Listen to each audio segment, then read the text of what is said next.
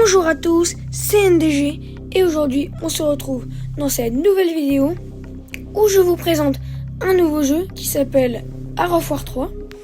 Je vais normalement mettre le jeu vidéo en description si vous voulez l'installer, si vous voulez. Ce jeu est aussi un jeu de stratégie comme Brawl Stars, mais est différent car on va pas contrôler une personne, mais on va contrôler plusieurs personnes.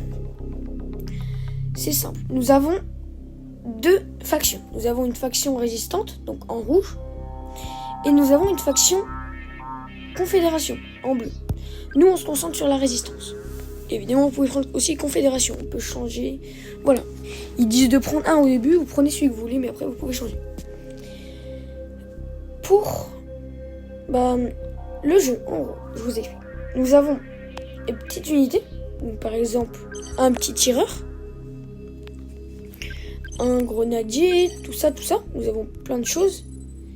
Donc, nous pouvons améliorer ses capacités. Donc, comme sur Brawl Stars, sauf que cette fois-ci, c'est séparément, plus de dégâts, plus d'armure, plus de ça. Nous avons également plusieurs trucs. Donc là, nous avons par exemple du tournoi. Nous avons de l'escarmouche, donc où vous jouez à deux joueurs. Donc soit vous jouez avec un ami, soit vous jouez avec une personne de votre club, parce qu'il y aura aussi deux clubs. Je vais essayer d'en créer un, mais, vous voyez, il y a une monnaie en haut à droite qui sert. Donc les crédits verts servent à améliorer les trucs, donc c'est l'équivalent des pièces, et voilà. Et les crédits jaunes, c'est l'équivalent des gemmes, c'est la grosse monnaie qui permet des avantages et tout, voilà. Donc nous avons plein de choses, nous avons ici, un petit truc quotidien, donc c'est une caisse, donc voilà. Hop, on appuie, nous avons des petits trucs, voilà. Comment marche le jeu? Tout d'abord, il va falloir débloquer des unités. Par exemple, là, j'ai pas toutes les unités, mais j'ai eu un autre compte où j'avais toutes les unités. Normalement, je vous montrerai après. Ou peut-être même en image, là, comme c'est ça. Comme cela. Donc, nous avons plusieurs bâtiments. Ce bâtiment, par exemple, sert à... en gros, vous voyez, il produit des ressources. Donc, c'est une monnaie qui va permettre d'acheter des unités. Il produit de l'énergie, donc ce qui permet de faire fonctionner des bâtiments. Et il produit également des points de commandement. Donc c'est le seul bâtiment qui produit des points de commandement. Les points de commandement servent à contrôler les unités. Donc, par exemple, si nous avons 106 points de commandement, comme vous le voyez, j'aurai le droit à, par exemple, 106 unités de tireurs parce qu'elles coûtent un point de commandement. Voilà. Je vais également vous montrer comment marche une game. Donc nous avons plusieurs. Nous avons la campagne où nous débloquons des nouvelles unités, nous faisons des missions. Nous avons le tournoi où c'est des tournois avec des modifications. Donc par exemple des points à récupérer. Il y a plein de choses. Je peux même pas vous dire tellement il y a de choses, mais je pourrais sûrement vous montrer. Nous avons l'escarmouche où nous jouons à deux joueurs contre un robot, comme je vous l'ai dit.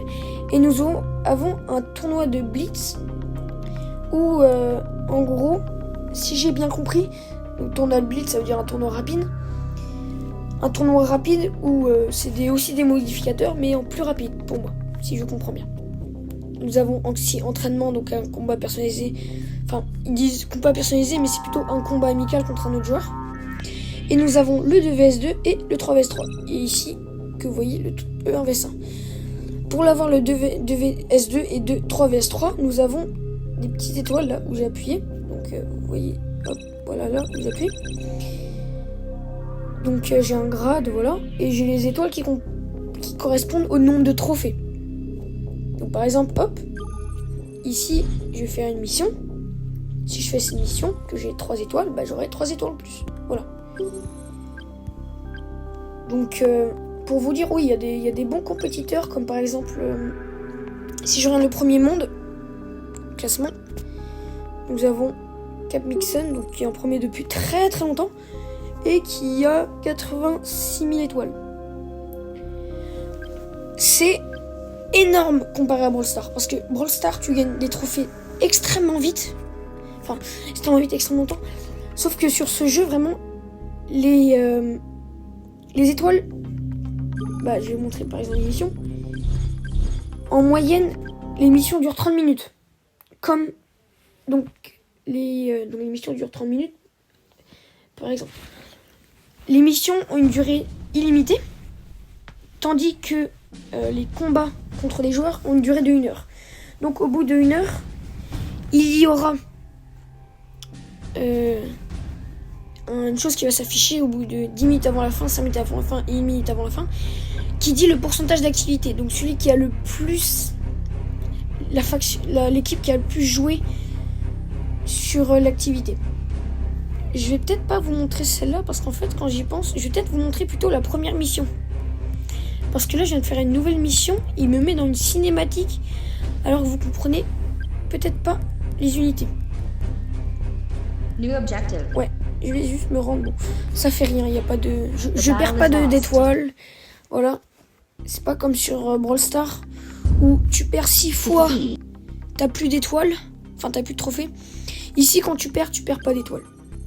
Parce qu'après c'est tellement dur d'en gagner que si t'en perds, bah il deviendrait presque inintéressant. Donc au combat. Donc là nous sommes à la première mission. C'est bon. Alors voilà, nous avons des unités. Donc nous sommes les rouges. Les bleus sont les méchants. Enfin les méchants. Ça, en fait ça dépend. Là vous prenez la faction, il y a des missions avec la Confédération, des missions avec la Résistance. Donc ça dépend. Donc là, le commandant Cortés. Donc, bon, lui c'est un personnage comme un autre, hein, c'est juste... Dans l'histoire, c'est le commandant des armées, quoi. Et il nous donne les ordres, donc c'est notre chef. Le QG ennemi coordonne des opérations d'extermination parmi les rebelles. Nous devons le détruire. La lutte pour notre liberté débute ici. Anna, informez le commandant. New objective. Donc là, nous avons une nouvelle mission. Exécuter l'ordre du commandant. Elle, c'est une sorte d'espionne qui, en gros, espionne un petit peu les bleus et cherche des renseignements sur telles unités ici pour nous donner des renseignements. Voilà, bref, c'est... Mais après, sinon, voilà, il n'y a pas non plus si plus. Le village voisin est contrôlé par les confédérés. Sa population locale est prête à appuyer un soulèvement. Libérez-les. Donc là, nous avons un petit bouton qui nous permet de sélectionner tous les unités en même temps. Il nous explique l'unité. Donc là, c'est les tireurs. Les tireurs ont un petit fusil. Ils ont une armure légère, donc pas trop de défense, quoi. Et font surtout des dégâts contre l'infanterie. Après, c'est logique. Les véhicules sont souvent blindés. Alors, c'est rare qu'un fantastin détruise un véhicule. Mais évidemment, les véhicules coûtent plus cher. Ils ont une grenade qui permet de faire des dégâts sur la zone et de réduire la précision des unités ennemies pour faire moins de dégâts en gros. Hop, voilà. Donc là on contrôle des gens. Ce jeu, donc voilà, on contrôle des gens. J'allais dire que en gros ce jeu quand il joue, il est bien parce que c'est un bon jeu de stratégie. Hop, là j'ai appuyé sur le bouton d'attaque. C'est un bon jeu de stratégie qui et pour moi, en fait, est un peu seul en son genre. Parce que c'est souvent ces jeux comme ça que j'aime, où il y a de la stratégie, des jeux que tu contrôles, des bases que tu construis. Bon, là, tu ne construis pas de base, mais tu vas construire des bases, tu débloques des unités, tu défends, t'attaques, tu fais des stratégies. Et après, quand t'as des gens, bam, tu fais aussi des stratégies, bam, bam, bam. C'est vraiment là. Alors que sur Brawl Stars, il n'y a pas vraiment la stratégie que j'aime bien. Et il n'y a surtout pas un aspect coopératif. À part, certes, en 3v3, bon, même peut-être en 2v2, mais il n'est pas autant que sur ce jeu. Voilà qui est fait. Un groupe de rebelles vient de nous rejoindre. Essayons de flanquer au QG.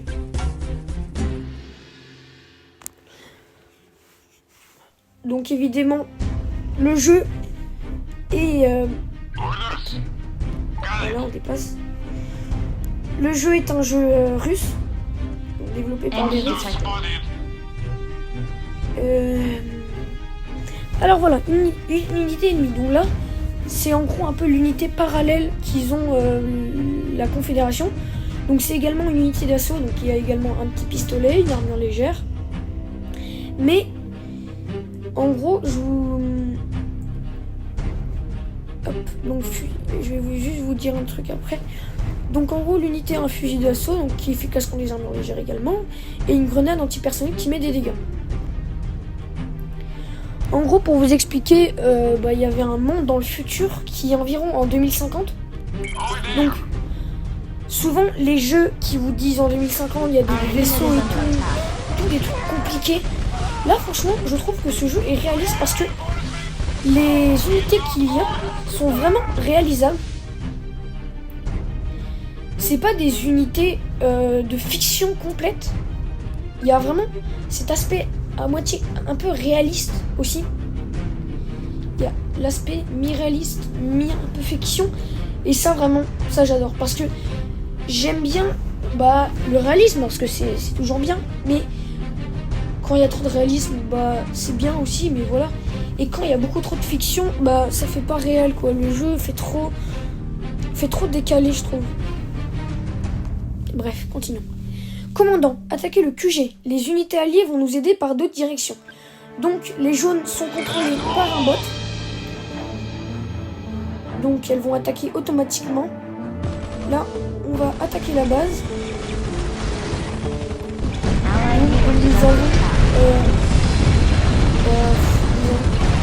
des petits véhicules quoi, et des petits canons là. Alors que nous, on est en train de détruire le QG. Le QG c'est vraiment le point central. Si vous jouez au jeu, je vais vous certes, ici c'est un petit compte entre parenthèses parce que c'est beaucoup d'heures de jeu qu'il faut ici pour avoir un bon nombre d'étoiles. Mais j'ai un autre compte et en gros, le truc à protéger c'est le QG parce qu'il coûte extrêmement cher à construire. Et c'est le bâtiment le plus utile. En fait, c'est le QG. Voilà, si tu te fais détruire, bon là t'as pas perdu comme sur le truc, mais t'as vraiment un malus comparé à l'autre. Voilà. J'espère que je vous ai expliqué à peu près je vous ai montré une présentation en gros du jeu. Bon évidemment j'ai peut-être un petit peu parlé en décalé, mais je pense que vous avez quand même compris. Et je vais vous dire ciao pour de nouvelles vidéos, parce que ça fait longtemps quand même que j'avais pas fait de vidéo, donc il fallait vraiment que j'en fasse une. Et je vais vous envoyer une vidéo dans très peu de temps pour vous dire toutes les unités de toutes les factions. Salut, c'était NDG et à la prochaine.